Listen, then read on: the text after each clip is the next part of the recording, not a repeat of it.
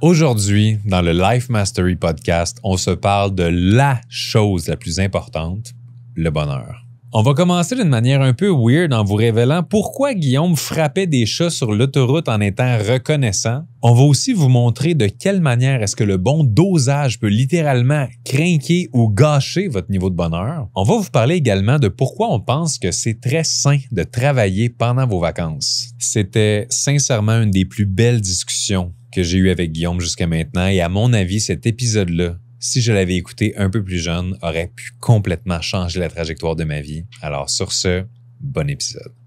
Le bonheur. Ben, premièrement, le bonheur, c'est une sensation. Hein? Si tu ressens pas le bonheur, il existe-tu? Est-ce que tu dis n'importe quoi? Oui, c'est parce que ta question est trop bonne pour mes capacités intellectuelles. Mais, OK, on recommence. Guillaume, dans l'épisode d'aujourd'hui, on va se parler de bonheur. Ouais, mais on vous donnera pas toutes les définitions de ce que c'est, etc. On va vraiment aller dans qu'est-ce que nous, on a compris sur le bonheur en étant entrepreneur. Donc, on s'est lancé comme entrepreneur, on s'est mis à courir après le bonheur. Qu'est-ce qu'on a découvert pendant cette course? Ben, on a découvert premièrement que le bonheur, le plaisir, le succès, ça veut pas dire la même chose, puis ça veut pas dire la même chose tout dépendant des saisons de la vie dans laquelle tu es. À une certaine période de ma vie, le bonheur, c'était de réussir à travailler jusqu'à 11h30, minuit, 1h du matin, puis de me convaincre. Ouah! Je te le dis. Oui? Ben oui, parce que je me disais, hey, pendant que je fais tout ça, puis les autres le font pas, je suis en train de faire ce que seulement 1% font. Je vais avoir ce que seulement 1% au ont. début, ça fait du sens. Fait que, tu sais, au niveau identitaire, là, tu fais des sacrifices, tu fais des trucs, mais tu les vois même pas comme des sacrifices. Tu les vois comme le edge qui va te permettre d'être enfin cette personne-là que tu aspires à être, d'avoir cette vie-là que tu aspires à vivre. Fait que, c'est sûr, aujourd'hui, tu me dis, hey Manu, sais-tu quoi? Ta blonde t'attend pour aller écouter une émission que vous aimez regarder ensemble avec une doudou. Vous allez être super bien. Mais you know what? Cancelle ça, là, va-t'en hustle and grind, travaille sur ton contenu, fais des posts de médias sociaux.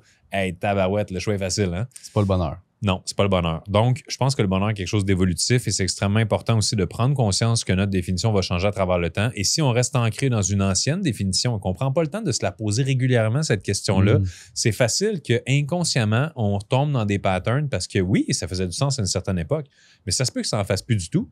C'est comme à une certaine époque, tu faisais des tâches qui te rapportaient 100$ dans ta business. Ça faisait du sens parce que tu étais rendu là. Aujourd'hui, si tu fais des tâches dans ton day-to-day qui rapportent 100$, je vais t'appeler, je vais te dire, Guillaume, qu'est-ce que tu fais? On a tellement des choses à travailler qui sont plus importantes, tu sais. Ouais, j'avoue que ça me viderait de mon énergie, en fait, de savoir que, entre guillemets, je perds un peu de mon temps ou que mon temps est pas la valeur. Pas utilisé à ma pleine valeur, exact. Fait que toi, c'est quoi le premier truc sur le bonheur qui était ta conception initiale puis que tu t'es rendu compte avec l'expérience, la sagesse puis toutes ces nombreuses années de vie qui sont derrière ta cravate aujourd'hui que ça fait plus du tout partie de ta définition du bonheur? Qu'est-ce qui a changé, mettons? En fait, c'est pas que ça fait plus du tout partie de ma définition, mais ce qui m'a le plus frappé, moi, c'était par rapport à la liberté de temps.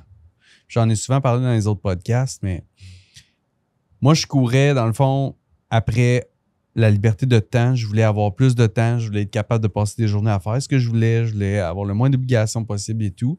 Ce qui fait que dès le départ, tu sais, moi, je me suis lancé en m'imaginant rien avoir à faire, être sur les plages à boire de la pina colada. C'était littéralement ce que je voyais.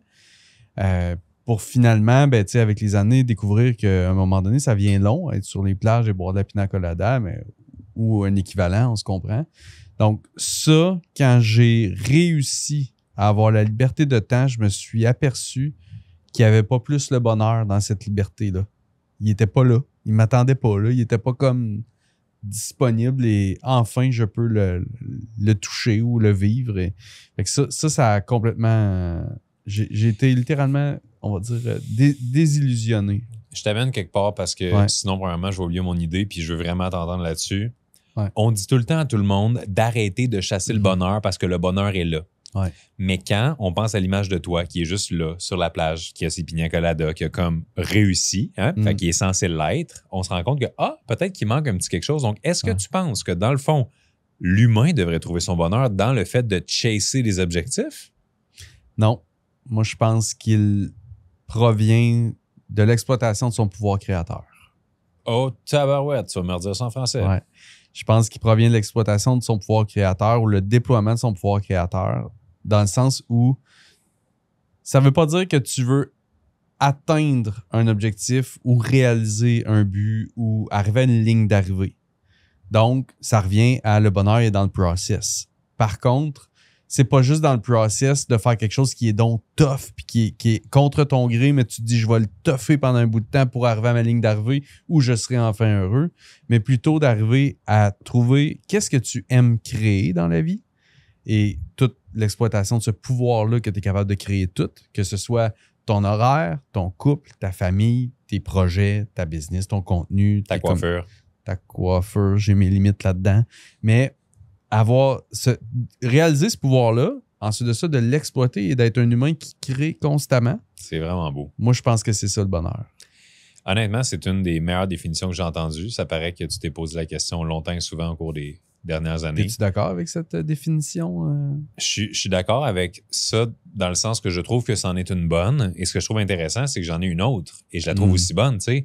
Et ça prouve le point en quelque sorte que écoutez pas deux doutes vous dire c'est quoi le bonheur. Servez-vous des réflexions qui montent en vous suite à ce qu'on dit pour aller à la recherche et l'exploration de votre propre bonheur.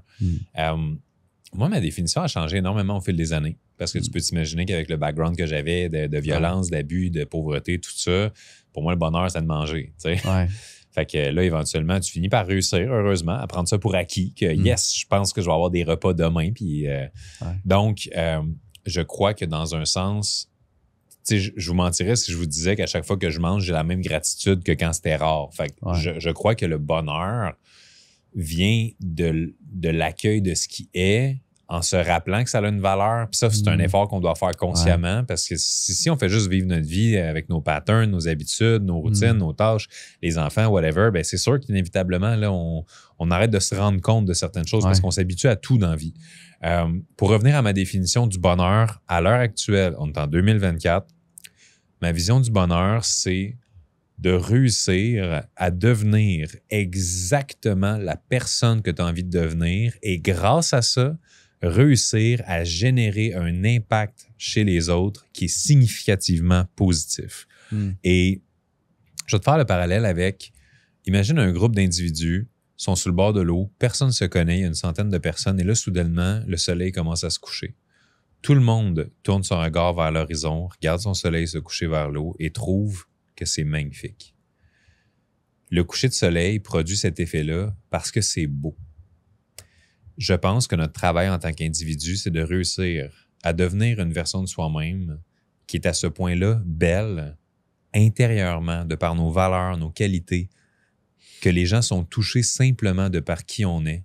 J'ai envie qu'un jour, quand je vais interagir avec mes enfants, quelqu'un puisse regarder ça de l'extérieur puis va se dire « Wow, je suis touché, ému et j'ai envie de faire mieux à cause de l'exemple de ce que je vois en ce moment. » J'ai envie que ce qu'on fait avec nos clients, quelqu'un me voit de l'extérieur puis se dise la façon dont il traite ces gens-là, le cœur qu'il met dans sa business, les valeurs qui sont véhiculées, c'est touchant, c'est beau et j'ai envie de faire mieux. C'est ça ma définition du bonheur parce qu'à travers l'impact positif, il y a la réalisation personnelle. Puis c'est pas une quête de perfection. C'est pas une quête de performance. C'est tout simplement une quête dans laquelle on accepte qu'on a tous un pouvoir créateur, comme tu disais tantôt, et que ne pas aller dans une voie dans laquelle on exploite pleinement ce pouvoir-là va inévitablement causer une certaine forme de souffrance. Et c'est un peu comme une situation dans laquelle tu pourrais sauver la vie de quelqu'un qui est accroché sur le bord d'un ravin et tu le fais pas. C'est impossible que tu te sentes bien quand tu sais que tu aurais pu. Fait que je pense que les gens qui sont en affaires ont pris cette décision-là parce qu'à un certain moment, ils se sont dit qu'ils voulaient plus. Ils se sont dit qu'ils avaient envie de rêver grand, qu'ils avaient envie de se libérer. Puis sûrement, il y en a beaucoup qui l'ont fait aussi pour avoir un impact positif sur leur famille, sur les gens autour d'eux. Donc, je pense que ces gens-là, entrepreneurs, ont ce potentiel-là qui est énorme de faire une différence dans leur vie, dans celle des autres. Alors, j'espère que cette définition-là du bonheur va réussir à coller. Mais c'est drôle, c'est la première fois que j'en parlais comme ça. Ouais, puis vois-tu, moi, je trouve ta définition magnifique. Je trouve qu'elle est vraie. Puis en même temps, elle ne s'applique plus complètement à moi. Donc, c'est encore intéressant. Parce que j'ai souvent essayé, mettons, après avoir voulu trouver la liberté de temps puis d'argent, tu sais, puis avoir réussi à, on va dire, à attraper ces deux bêtes-là à un certain point, comme j'ai souvent dit, que OK, c'est bon, là, je suis capable de générer de l'argent en masse pour bien vivre, puis je suis capable d'avoir du temps pour bien vivre, puis OK, clairement, le bonheur n'est pas là. Après ça, vers quoi je me suis tourné, c'est le sens. Donc, il faut que ça ait du sens. Puis le bonheur est dans le sens. Puis là, moi, le sens, c'était la contribution, c'était l'impact, c'était aider les autres, etc. Puis, en cherchant à faire ça, j'ai été déçu aussi à de nombreuses reprises en essayant d'aider des gens qui n'étaient pas capables de le recevoir ou en aidant des gens qui n'étaient pas reconnaissants. Puis je le faisais pas en contrepartie, mais mon point, c'est que j'ai aidé bien du monde pour m'apercevoir que ça me rendait pas toujours plus heureux. J'étais pas mieux. Le bonheur n'était pas là-dedans. Ça veut pas dire que j'adore pas contribuer. J'adore contribuer, mais j'ai découvert à un moment donné par quelqu'un que je me rappelle plus qui. C'est Tony DeMello, qui est un sage qui est décédé, qui a écrit un livre qui s'appelle Éveiller sa conscience, je pense. Et il disait contribuer, c'est comme aimer boire du bon vin. C'est extraordinaire. Tu as un très bon goût. Fantastique. C'est mieux de faire ça de tes journées que bien d'autres choses. Mais cherche pas ton sens ou ton bonheur là-dedans parce que c'est juste une décision que tu as prise de faire ça de tes journées. Mais normalement, ton bonheur, il devrait être là que tu aides ou pas les autres. Mais tu vois, je vais apporter le bémol parce que dans la définition que tu dis où ça colle plus nécessairement avec toi, c'est dans une situation dans laquelle tu es dans le faire, dans le but d'avoir un impact. Mais quand tu es dans l'être et que c'est cet être-là qui a l'impact de par qui il est, comment il vit sa vie, ça part de soi. Parce que tu sais, la fois où est-ce que je prends soin de mes enfants et ça touche et ça m'ouvre les gens, ben c'est moi avec mon enfant. C'est pas moi en train de dire aux gens, voici comment vous devriez faire. T'as raison.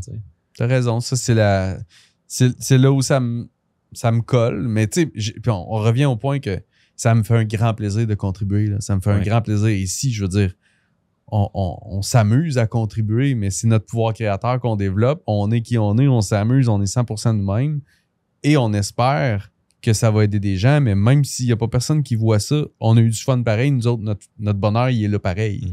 Bref, c'est cette relation-là que j'avais pas à l'époque. Puis, pour finalement découvrir que... Puis là, j'amène un autre aspect au pouvoir créateur qui est un autre élément, moi, je pense, qui est magique pour rendre un humain heureux et toucher au bonheur, c'est la gratitude. Puis je sais que t'es un grand fervent de la gratitude aussi, on dit ça de même. Mais moi, j'ai un journal et le mot que tu vas voir le plus dans mon journal, c'est merci. Des fois, c'est une série, des pages complètes que j'écris merci. Des fois, c'est plus spécifique. Mais c'est fou à quel point, mettons, tu peux, je sais pas moi, j'ai un drôle d'exemple qui me vient en tête, mais tu peux rouler sur l'autoroute, frapper un animal malheureusement, puis être vraiment déçu d'avoir frappé un animal, triste, en colère. Tu peux tout être ça. Puis instantanément, tu peux être dans merci la vie que cet animal-là, il y a quelqu'un qui va venir le ramasser sur la route, que merci la vie, t'as pas eu d'accident, que merci la vie, il y a quelqu'un qui va peut-être t'aider à laver ton auto, que merci la vie, il n'y a pas eu d'autres véhicules impliqués. Tu comprends? Puis là, tu arrives à prendre n'importe quelle situation, puis avec la gratitude, même si c'est triste ou que ça pourrait te mettre en colère, tu peux quand même toucher une parcelle de bonheur. Donc, je crois, pour appuyer ce que tu viens de dire, que le bonheur, au-delà de être une question de gratitude, le bonheur est une question de perception. Ouais. Parce que tu pourrais littéralement vivre un événement qui te rend profondément reconnaissant et quelqu'un d'autre à côté vit le même événement et ça passe comme dans du beurre, prend pas le temps de l'apprécier, ne s'en rend pas compte. Je crois que nous sommes fondamentalement soit heureux de nos perceptions, soit victimes de nos perceptions. Et c'est pour ça que, tu sais, l'ultime pouvoir, c'est pas pour rien que j'ai écrit le livre Le pouvoir de choisir. Dans mon livre, tout le long, je parle non pas du pouvoir de choisir ce qui t'arrive, choisir whatever. Non, c'est choisir comment tu réagis. C'est ça l'ultime pouvoir qu'on a tous. Parce que si je t'envoie chier, il y a personne qui va pouvoir dire genre, ah, moi, j'ai répondu de même parce que tu m'as envoyé chier. Non, t'as répondu de même parce que t'es quelqu'un qui choisit de répondre de même. Et ce pouvoir-là qu'on a de nos réactions, souvent, on va le minimiser. Puis en minimisant ça, c'est comme si on ne prenait pas nos responsabilités. Puis les seules zones dans lesquelles on peut grandir, c'est les zones dans lesquelles on prend responsabilité. Si je dis j'aime pas comment je suis habillé, ouais, mais c'est pas de ma faute parce que ma blonde a choisi mon linge, peu importe, ben il n'y a aucune chance que je m'améliore. Je mets le pouvoir entre les mains de quelqu'un d'autre. Ouais. Je pense que le bonheur, c'est aussi de se réapproprier ce pouvoir-là qu'on a de choisir. Tellement. J'ai goût de donner une histoire qui m'est arrivée dernièrement. J'étais arrivé à la maison puis j'avais une lettre du... Je pense que c'était le département de la justice. Je sais pas lequel. Bref, clairement, il y avait quelqu'un qui fallait qu'il ait signé. J'avais reçu une lettre importante par la poste, puis c'était un ticket que j'avais été photographié avec mon auto à rouler juste avant que j'aille en voyage avec mon père. On roulait, il n'y avait pas un chat sur la route, mais j'ai pas vu, je sais pas, j'ai pas remarqué pantoute. Je roulais à genre 90 dans une zone de 50, là, donc clairement, mais il n'y avait pas un chat sur la route. Ça, je me rappelle que tout le long, j'étais comme crime, il n'y a pas un chat sur la route. Mais j'ai été photographié, puis même s'il n'y avait pas un chat, ben, j'ai pas respecté la limite. C'est sûr qu'il n'y avait plus un chat parce que t'es tout frappé à 90. Et voilà, ben, c'est les animaux que je te parlais. Juste c'est cohérent comme podcast. Je m'en allais, tout. Oh, merci. Ouais, c'est ça, il y a donc bien des dos d'or. Merci, merci.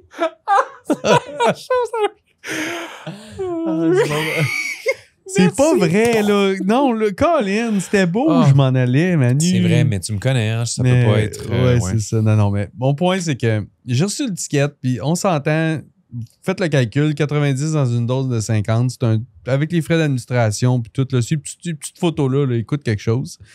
Et donc, j'ai reçu ça, puis il y a eu une époque ou une version de moi, ou probablement plusieurs d'entre vous, ta réaction sur le coup, tu fais ben tabarne, tu sais, puis tu pognes la colère, puis tu passes par toutes les phases du deuil, tu sais, puis la colère, la honte, le regret, c'est à cause de ci, il n'y avait pas un chat sur la route, voyons, ça fait pas de sens, tu sais, t'as le goût de... Puis j'ai eu 0 réaction. Tout ce que j'ai fait, c'est OK, c'est clairement pas le temps que je me mette à analyser ça, c'est sûr que je serai pas dans un état très positif, j'ai pris ça, je l'ai mis, moi je mets ça en haut de l'escalier pour descendre ça dans le bureau. Puis finalement, mais le soir, j'ai pris le temps d'y réfléchir puis de remercier. De juste switcher ça puis de réagir différemment puis de dire, regarde, c'est une bonne affaire qu'il y ait ça. Parce que clairement, moi, je vais aller moins vite. Fait que tous les autres qui font comme moi, ils vont aller moins vite. Fait que ça, c'est une bonne affaire. Ensuite, merci que j'aie l'argent dans le compte pour payer ça puis de pas me badrer avec ça. Merci pour la sécurité de tout le monde. Tu sais, puis j'ai tout changé la situation. Ce qui fait que j'ai littéralement mis 0 énergie négative dans l'événement d'avoir reçu un ticket d'au-delà de 500 $. Mais par rapport à ça, c'est qu'il ne faut pas oublier non plus que c'est correct de vivre une émotion négative, mais ce que les gens doivent réaliser, c'est qu'étant donné qu'une émotion négative est une réaction à une situation, la question ensuite qu'on doit se poser, c'est combien de temps vais-je rester dans cette émotion-là et quelle intensité vais-je accueillir par rapport à cette émotion-là? Parce que tu peux être en tabarnak très longtemps ou tu peux être un peu fâché un peu longtemps. Mais tu as quand même vécu ton émotion. Mais ce qui est fascinant, c'est de demander aux gens jusqu'à quand. Tu sais, quelqu'un qui aurait été super fâché pour le ticket, là, tu dis parfait, ben, je comprends ta colère, tout ça. Jusqu'à quand tu prévois être fâché pour ça? Puis là, évidemment, la personne va te répondre, mais de quoi jusqu'à quand? Je sais pas, moi, jusqu'à quand? Puis là, tu lui dis, puis ça, c'est drôle, je trigger, tu sais, je travaille avec des gens en coaching, des fois, ça s'en va deep, là, mais je dis, OK, ben parfait, par exemple, tu sais, mon ex, elle a été infidèle, une affaire de même, mon client me dit ça. J'ai dit, parfait, mais je comprends ta colère puis tout. Puis juste pour qu'on gère l'horaire en conséquence, jusqu'à quand tu vas être fâché de ça? Là, il me dit, ben, je sais pas, jusqu'à quand? J'ai dit, non, mais c'est parce que je comprends, mon Dieu. Tu sais, tu pourrais littéralement prendre plusieurs mois ou même plusieurs années pour être fâché de ça, je te comprendrais. Tu sais, fait que je veux juste qu'on statue un time frame un peu. Puis là, inévitablement, le client comprend, c'est vrai qu'un jour, je vais arrêter d'être fâché de ça. Puis là, évidemment, si tu lui dis, ben là, tu es capable d'en revenir en 2 semaines, il va résister. Parce que pour lui, voyons donc, tu ne me permets pas de vivre mon émotion. Mais si tu lui dis, parfait, tu peux le vivre encore 15 ans, il va réaliser que 15 ans, ça fait aucun sens. Fait que c'est de ramener le pouvoir dans les mains de la personne, de contrôler son state émotionnel. Et là, quand tu joues un peu avec ça, puis finalement, tu te dis, OK, ben, je pense qu'un 3 mois, un 4 mois, OK, parfait. Puis à quelle intensité tu veux vivre ça? Tu veux être comme vraiment fâché tous les jours, en parler à tes collègues, puis tout? Ou bien, tu sais, t'aimes mieux comme un petit pincement, ou tu le ressens dans ton ventre, comme une boule dans l'estomac. C'est fou le pouvoir qu'on est capable d'ordonner aux gens. Puis des fois, le monde va faire, tu sais, comme s'il n'y avait pas nécessairement le contrôle, mais il y a quelque chose que j'ai déjà remarqué, puis je l'ai vu en live, c'était fascinant. Quelqu'un était vraiment fâché, OK, puis m'expliquait une situation, puis ça va pas. Et là, son téléphone sonne. La personne répond. Et c'est un membre de sa famille qu'elle aime beaucoup, puis tout. Fait qu'est-ce que tu penses qui est arrivé? Oh, je t'en ai, non. La personne répond, hey, salut Sylvain, ça va bien? Oui, Colin. Puis là, la personne raccroche. Je dis, hey, excuse, pendant ton appel, t'as-tu oublié à quel point tu étais fâché? Tu sais, c'est, ouais, non. Puis là, elle repart. Je dis, non, mais tu sais, c'est à ce point-là que tu as le pouvoir sur ton state. Dans le fond, c'est comme si la personne a décidé que ce trigger-là ou cet événement-là est un trigger à négativité, puis qu'elle s'accroche à ça. Donc, ça l'empêche de vivre du bonheur. Mais ben oui. Dans le fond, tu peux très bien faire le choix que peu importe ce qui t'arrive, je vais le vivre. sur le coup, puis on verra l'intensité. Comme mon ticket, je peux pas dire que j'étais content de l'avoir reçu. Mais moi, puis là, c'est fou, parce qu'à mesure qu'on en parle, je suis comme, hey, moi, ça fait longtemps, dans le fond, que ce que j'ai... Je sais pas si je l'ai décidé à accepter, comment c'est arrivé, mais moi, j'envenime pas les choses. Tu sais, je suis comme... C'est hostie, c'est beau, on met ça de côté, on y reviendra plus tard, mais ça donne rien. Mais ça revient à une question de croyance. Parce que si tu as la croyance que la décision la plus importante que j'ai prise dans ma vie, c'est drôle parce que Albert Einstein disait que c'est la question numéro 1 que tout être humain devrait se poser. Est-ce que la vie est contre moi ou la vie est pour moi? Quand tu penses que la vie est contre toi, tu reçois un ticket, tu es fâché. Tu te fais un nouvel ami, qui est quelque chose de positif en soi, mais tu penses que la vie est contre toi, il va finir par me trahir. Il n'est pas là pour rester. Tandis que quand tu penses que la vie est pour toi, wow, cette étiquette-là, là, tu peux être dans reconnaissance. Ça fait 45 chats que je frappe aux États-Unis avec mon père, reconnaissance. Il y a toujours moyen de réussir à transformer ça. Puis ce qui est beau là-dedans, c'est que ultimement, nous ne savons jamais pourquoi les choses arrivent. Parce que pense-y, tu pourrais te dire, ah, cette personne-là, par exemple, si on avait eu des meilleures expériences d'affaires avec certains business partners précédents, sur le coup, on aurait pu souhaiter que des choses se passent mieux puis tout, mais on n'aurait jamais été ensemble aujourd'hui. Donc, c'est seulement avec du recul qu'on est capable de reconnecter, comme disait Steve Jobs, les points looking backwards. Et ce qui nous montre que la plupart du temps, in the end, puis j'adore cette phrase-là, in the end, everything will be all right. If it's not all right, then it's not the end. Puis cette vision-là de la vie, je la trouve magnifique et c'est pourquoi j'ai fait un choix conscient que tout ce qui m'arrive est dans mon intérêt pour mon plus grand bénéfice. Et ça, là, ça permet de reprendre le contrôle sur pratiquement chaque situation, chaque émotion. Et je dis pas que c'est parfait, mais à quel point ça a un impact, tu penses, sur mon niveau de bonheur, finalement, qui est la thématique du jour. Ça revient beaucoup quand même à accepter ce que tu contrôles, ce que tu contrôles pas. Maîtriser tes réactions face à ce que tu contrôles pas. C'est une grande perception de la vie aussi. Puis littéralement, ça se choisit. Ça fait longtemps que j'ai pas eu une réflexion sur le bonheur. Mais ça fait plusieurs années que je me sens vraiment bien. Je dis pas que tout est tout en rose, mais mon état de base est un état qui est... Je suis bien, je suis heureux. Mais je pense qu'aussi, tu me diras qu'est-ce que tu en penses, mais l'expérience de vie vient avec un certain... Quand tu es capable, bien sûr, de process les événements, puis d'y penser, puis de faire une rétrospection, les expériences de vie peuvent amener une certaine sagesse. Par exemple, la première fois, puis là, c'est métaphorique, bien sûr, parce qu'à 1 an, tu n'es pas conscient de ça, mais la première fois de ta vie que tu vis un hiver, par exemple, tu peux te dire, mais c'est catastrophique, les feuilles sont tombées, il n'y a plus de fruits dans les arbres, il fait fret, c'est noir, le soleil n'est plus là. Mais quand c'est ton 25e hiver, ben c'est juste l'hiver. C'est logique, c'est normal, on n'en fait plus de cas. Donc, c'est la même chose avec les épreuves entrepreneuriales. Tu sais, justement, on avait une discussion au bord du feu, puis ta conjointe mentionnait que, OK, mais quand j'engage quelqu'un qui vient m'aider à la clinique, ben après ça, après 2-3 ans, la personne, ben, elle s'est formée avec moi, puis finalement, elle s'en va, tu sais.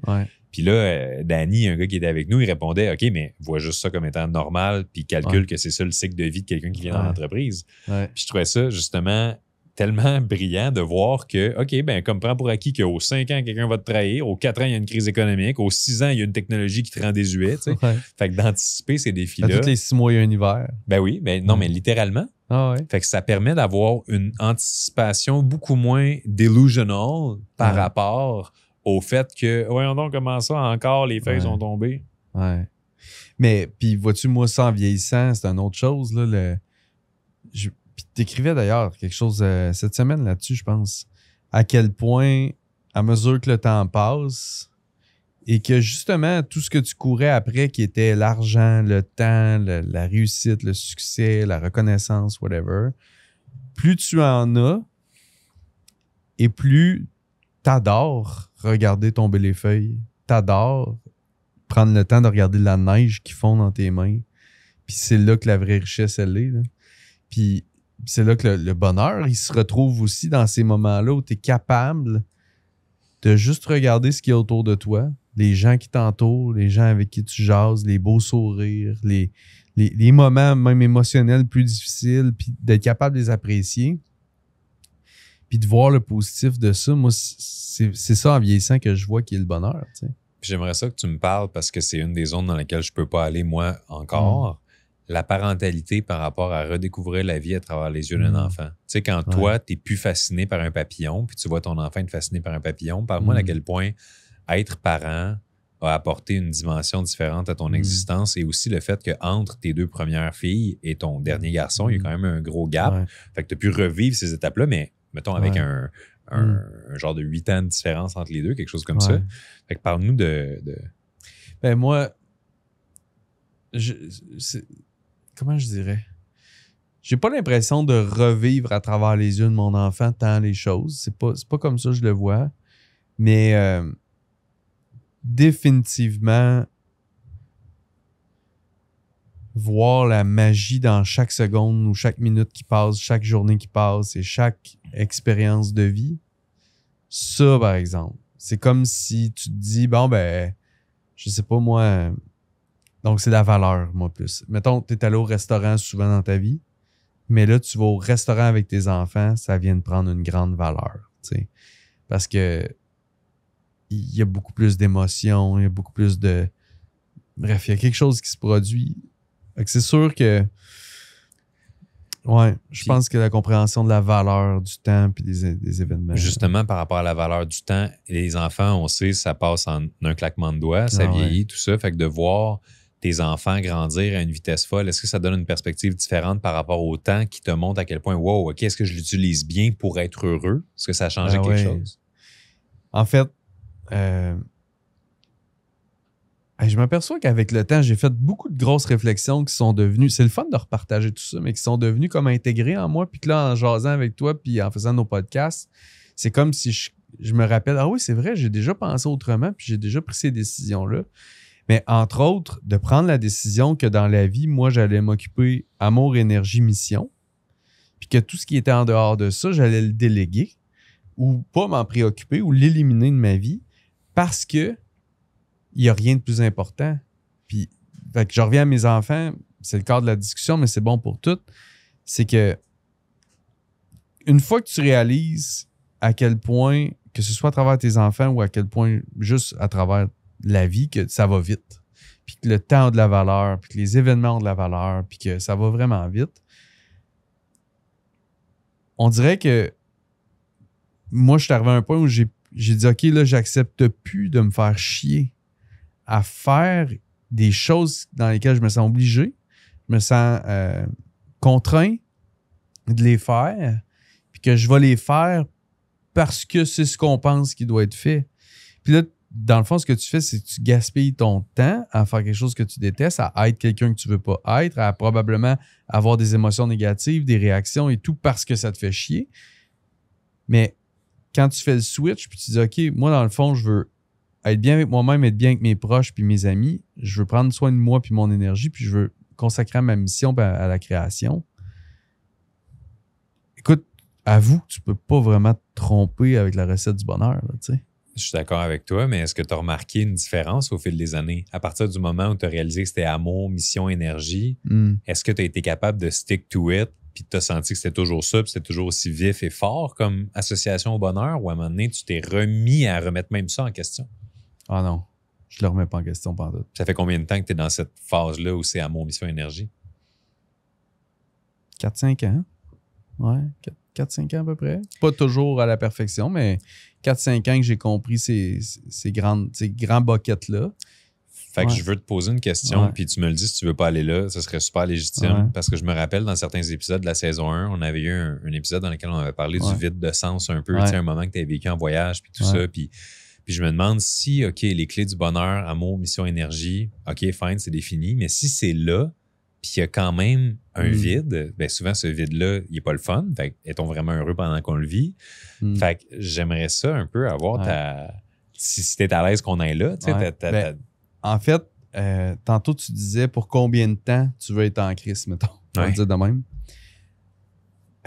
Je trouve ça le fun d'avoir ce gauge d'intensité-là. OK?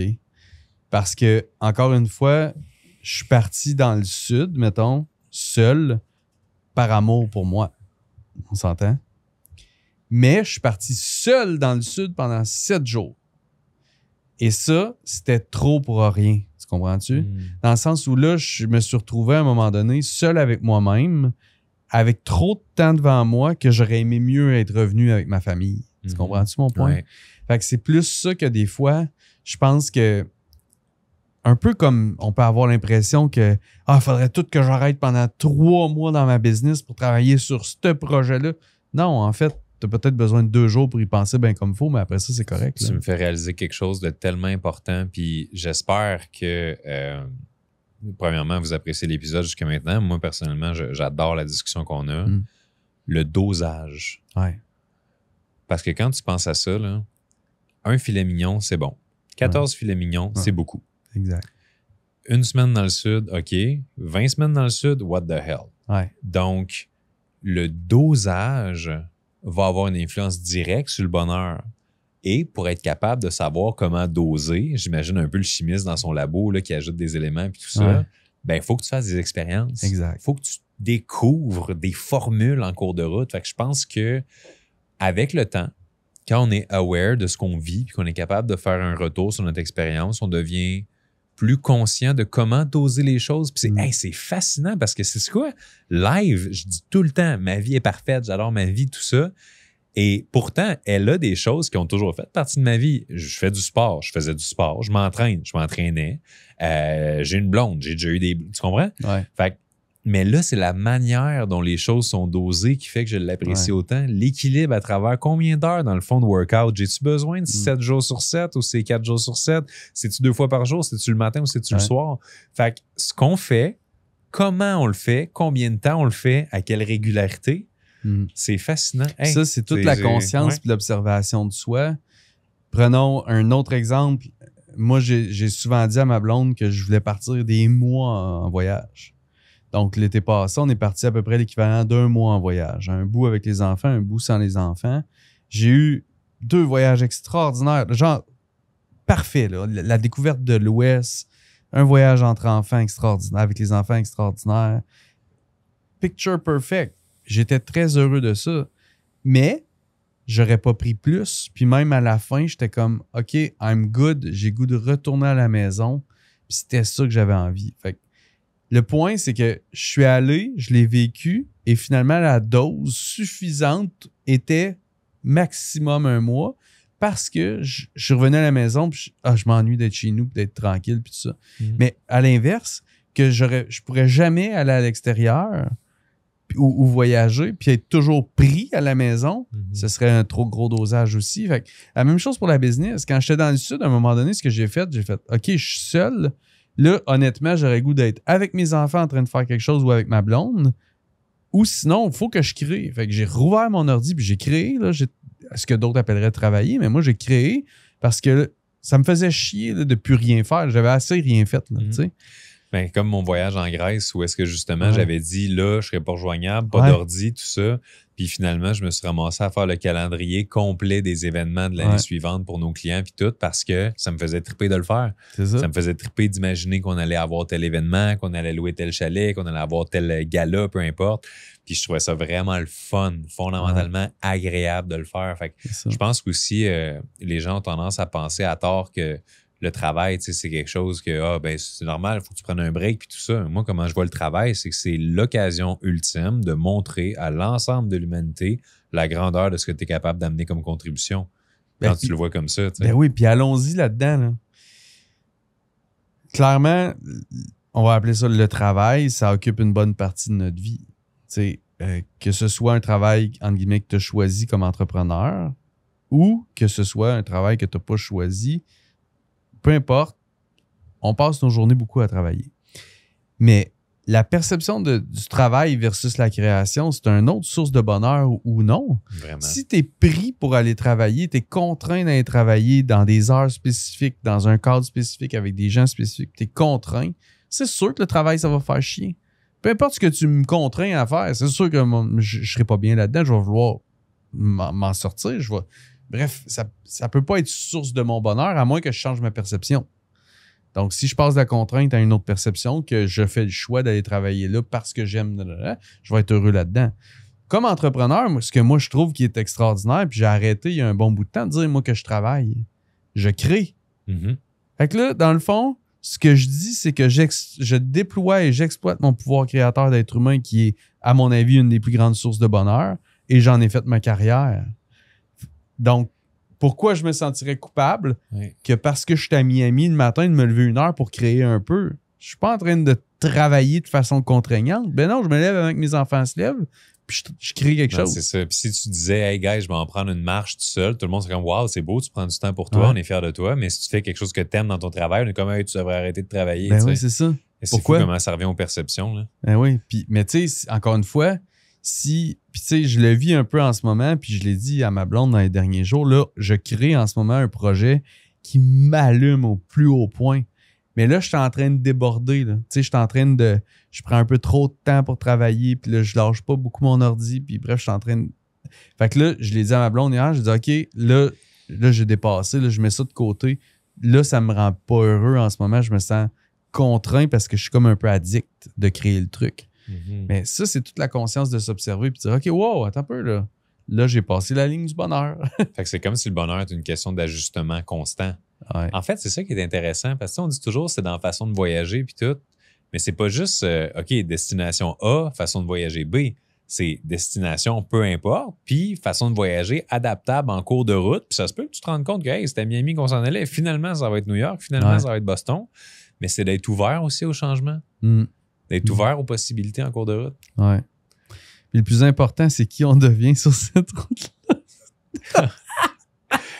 Honnêtement, j'étais sûr qu'à quelque part dans l'épisode, t'allais me caler sur ma fin. Je sais, c'est magnifique. Tu m'as ouvert le chemin, tu ne pourras plus jamais dire ça sur une scène. Mais en plus, Guillaume, c'est vrai. Même si tu te payes ma gueule 25 fois par jour avec ça. T'as raison. Parce que là, pour que vous soyez inclus dans le running gag, c'est que souvent en conférence, je vais ramener au fait qu'à l'essentiel, c'est justement, c'est pas ce que tu fais, c'est qui tu deviens comme personne. Puis c'est ça qui va te permettre d'avoir la vie que tu veux. C'est l'individu avant l'entreprise, avant les méthodes. Puis là, Guillaume, il sait, je finis souvent par ça, mes conférences, puis il m'a vu quelquefois en conférence. Donc là, pour lui, c'est rendu pratiquement une phrase sketch, là, tu sais. Fait que ça elle l'est pas pantoute, c'est vrai, t'as raison. Hein. Je pense que c'est un peu jaloux que je sois la personne la plus inspirante. Oui, en fait, c'est parce que j'aimerais ça trouver ma phrase, tu sais. Ben toi, ta phrase, ça pourrait être comme « Entourez-vous bien ».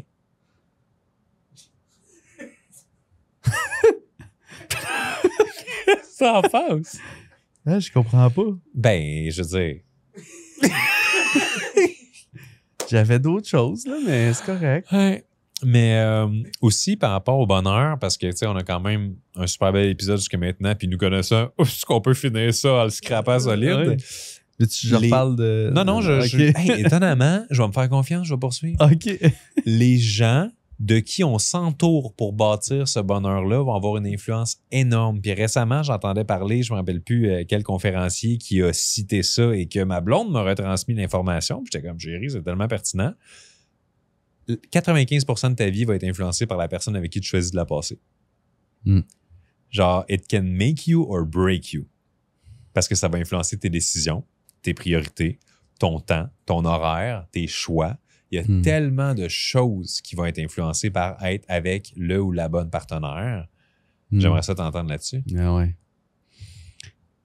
Puis c'est drôle, mais tu dis ça, puis ce qui pop, là, ça fait 4 fois que ça remonte, c'est aussi tous les gens avec qui tu décides de ne pas passer du temps. Ça a été mon histoire, là. Puis tu sais, c'est pas parce que je suis snob ou que j'aime pas les humains ou c'est pas ça du tout, là.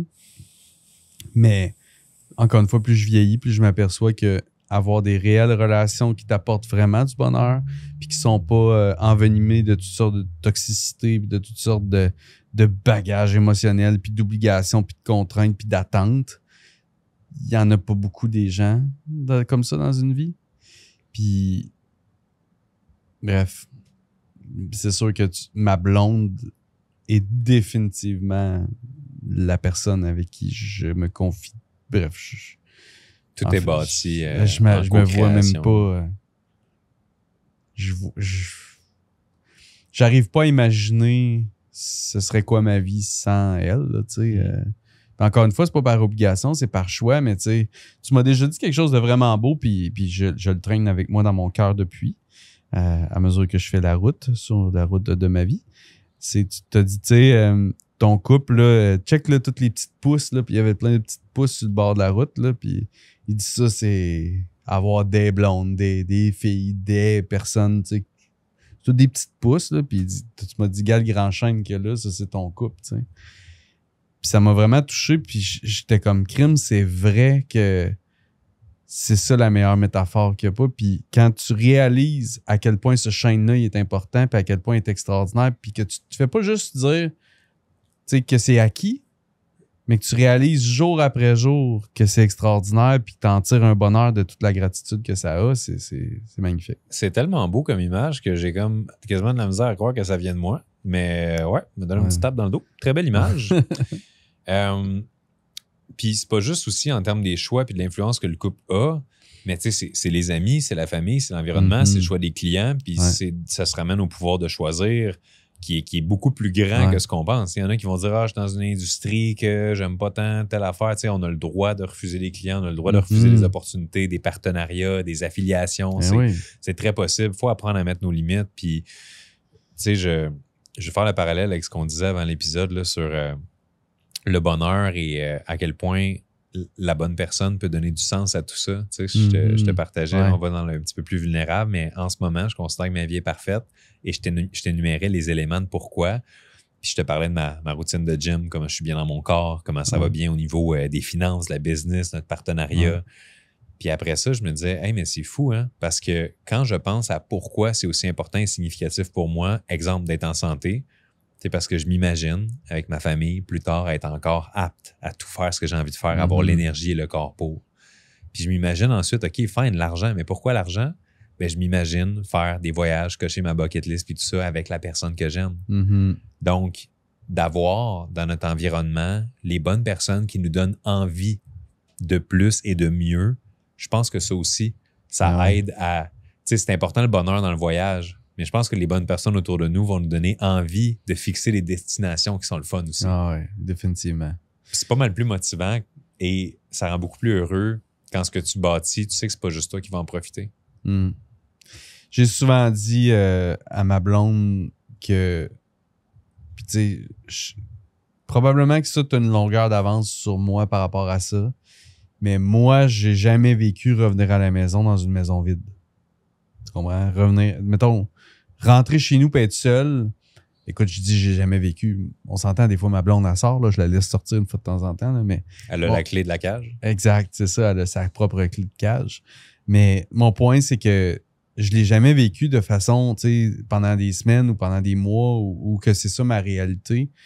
Et franchement, je ne sais pas comment je le gérerais, pour être bien honnête.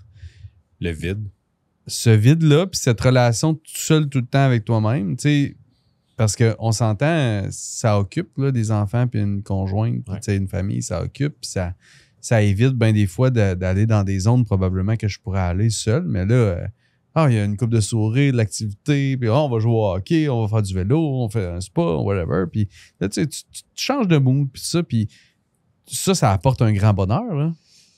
Ben, je te dirais que tu as tellement raison, puis même une zone que je vais avouer, qui est une zone que regarde, on va aller là. Longtemps, j'ai été célibataire dans des situations où est-ce que je me dis, OK, on est vendredi soir, par exemple, puis les 2, 3, 4 chums de gars que j'aurais le goût de voir sont pas disponibles. Fine. Il n'y a pas de basket ce soir-là. Fine. Il n'y a rien qui m'intéresse, exemple, sur Netflix ou peu importe. Puis j'ai travaillé fort toute la semaine, puis ça implique de lire énormément et tout. J'ai pas le goût de lire un livre. Puis que je me suis retrouvé sur le divan à juste me dire « Hey, j'ai envie de faire quelque chose de ma vie, j'ai du temps, je veux décrocher, mais je sais pas quoi faire, je sais pas quoi être, je sais pas comment me sentir, je sais... » Puis je me retrouve à juste scroller sur le téléphone pour engourdir ce feeling-là, pour juste arrêter de penser au fait que je sais pas comment gérer le vide.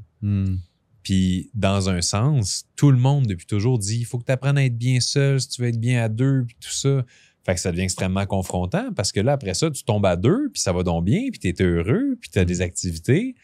Mais tu te dis, j'ai-tu assez bien adressé ma solitude? Est-ce que j'ai quand même un problème? C'est juste que je l'adresse pas, puis je le camoufle avec le bonheur du couple?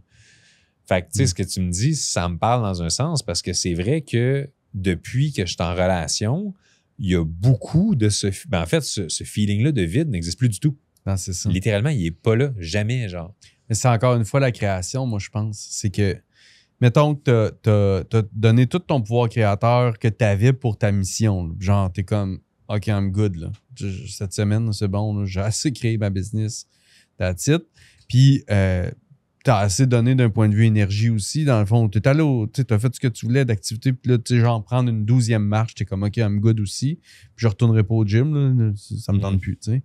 Mais là, ce que tu as besoin, c'est développer dans le fond, de laisser aller ta création dans l'amour. Mais là, l'amour de soi, ça aussi, t'as donné parce que tu as lu, tu t'es développé, tu as fait attention à toi cette semaine, tout ça. Fait que là, c'est comme le besoin d'être en relation puis de créer quelque chose en relation avec les autres.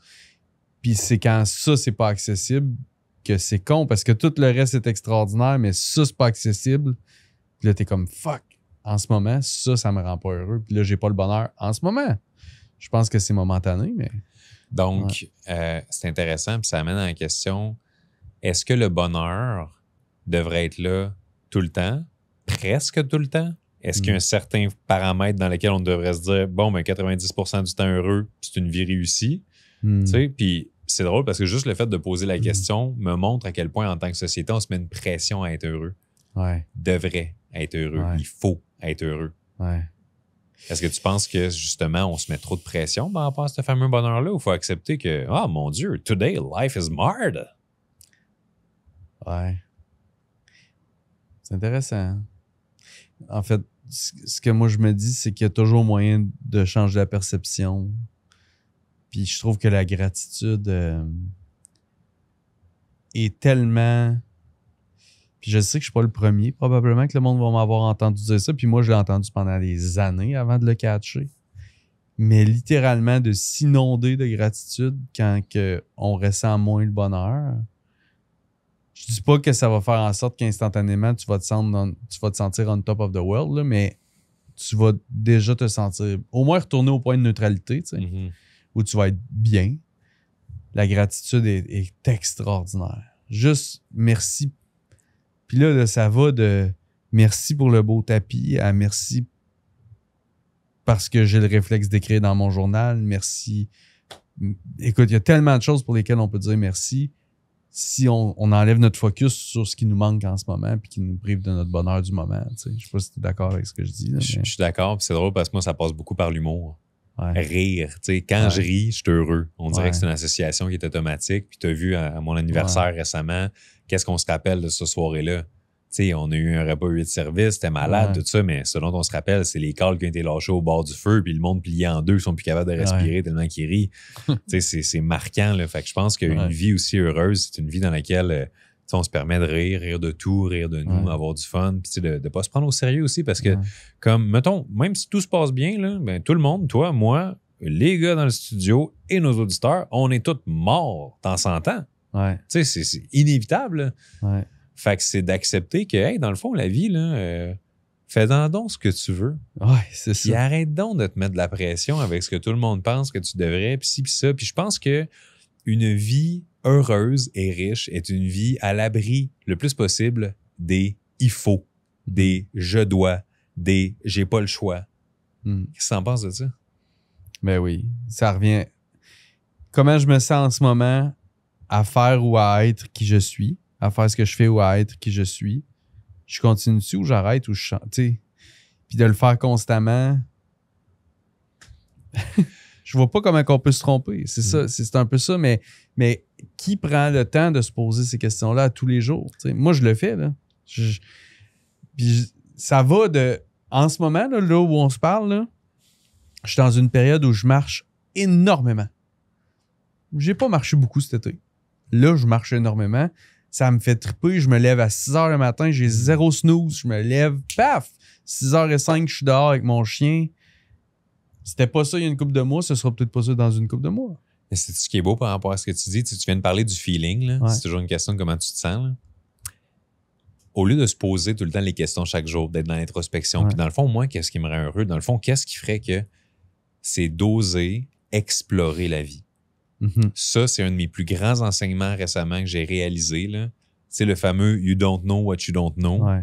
Des fois, je rencontre des gens d'affaires, puis c'est du monde qui ont des business de 100 millions, des affaires flyées, puis je les écoute parler, et quand j'entends parler ces gens-là, je réalise qu'il y a énormément de choses que je ne sais pas. Mm. C'est pas juste une nouvelle information que je ne savais pas, c'est une nouvelle façon de penser par rapport à quelque chose. Tu sais, c'est comme s'il faut qu'on cloue un clou dans le mur, toi puis moi, on va voir un marteau sur la table, et on va se dire, bon, on sait comment se servir du marteau. Puis là, si quelqu'un arrivait avec une machine qui est totalement autre qu'un marteau, là, on vient de débloquer un autre niveau de « Oh, OK, c'est vrai, on a associé clou puis marteau, mais il y a un univers de possibilités. » Fait que d'oser consciemment se placer dans des situations avec des gens ou vivre des expériences qu'on n'aurait pas cru que c'était quelque chose qui pourrait nous rendre heureux, juste pour ouvrir notre esprit à la possibilité que, exemple, un gars de 45 ans qui n'a jamais fait de sport nautique et il réalise là, à 45, que le wakeboard, c'est la chose qui le rend le plus heureux d'entre toutes.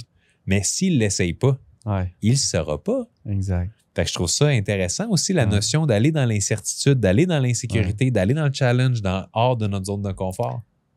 Moi, je pense que je t'en ai jamais parlé, mais une des choses que j'ai beaucoup parlé quand je faisais haute fréquence, la marque, là, c'était les lunettes. Tu sais, prends l'échelle de fréquence de David Hawkins qui a plusieurs couleurs. Puis mettons, on peut dire, exemple, juste pour être simple, si tu te tiens dans ce que la majorité de la population va être, tu vas voir la vie un peu avec des lunettes rouges, mettons, un fond avec des lunettes, des verres qui vont être rouges. Avec de la peur, puis de l'insécurité, puis de la colère, puis de whatever. C'est assez facilement accessible. Puis là, ben, tu vas donner une nouvelle paire de lunettes à quelqu'un, puis ils vont avoir des verres qui sont jaunes. Là, oh shit! J'avais jamais vu le monde de même. Mon Dieu, moi, c'était tout le temps rouge. Puis là, oh shit, c'est tout jaune. Crime, c'est spécial. Puis là, après ça, ça, c'est comme le courage d'explorer, d'essayer, de faire les choses, puis d'être plus ouvert, respectueux, etc. Après ça, tu donnes des lunettes mauves à quelqu'un. Puis là, ça, c'est plus, mettons, au niveau de l'amour et ses dérivés.